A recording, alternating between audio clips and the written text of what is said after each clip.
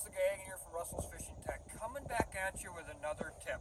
Wanted to talk a little bit about diver program, in particularly diver program for big kings. The last several seasons, what I've noticed is that the big kings have definitely been keyed in on wire divers. Historically, 10-15 years ago, we used a lot of like braid divers on our long 10-foot rods, and then like wire divers on our inside 8-foot rods.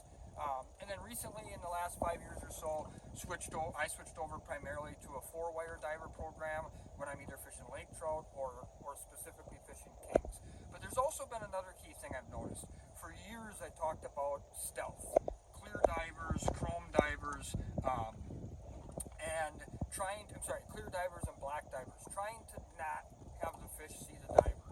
Well, the reality of the situation here on the Great Lakes now today, and particularly on like Lake Michigan, Lake Superior, Lake Huron, you're not going to hide the diver from the fish anymore. The water is too clear on any given day when it's sunny, not sunny today, but when it's sunny out, these fish can see we can see the downrigger about 40-50 feet down.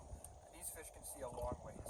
So what I've figured out that has worked for me is I've been running the last several years a chrome, more flashy style diver up on my high diver or your outside diver, whatever you want to call it. Like this particular one is a green jeans here, Salmon Candy Magnum diver, and just missing the tape. We didn't put any tape on this one here, but this is a green jeans chrome diver on a 4 setting. That's one of the keys here. I like to run my outside divers is what I call the edge of the weight, or a 4 setting. It doesn't actually say the number 4, but it would be a number 4 on what I call the edge of the weight up on my high diver. And really with that high diver, the last 2 years, that's been probably my go-to best big king rod all throughout the entire season. And you will be amazed how many big kings you will catch, even during the daytime, up, 30, 40 feet down only. With this diver rod out like 91, 101, 111, something like that. Lily and I killed so many big kings last year with our 2 high divers out 91 and 101 throughout the entire season. But I really like that chrome diver or a shiny like UV type diver up on the high diver rod. Now the low diver, I really like more of a gaudy color or a glow diver. This particular one here is our Glow Froggy Salmon Candy custom diver.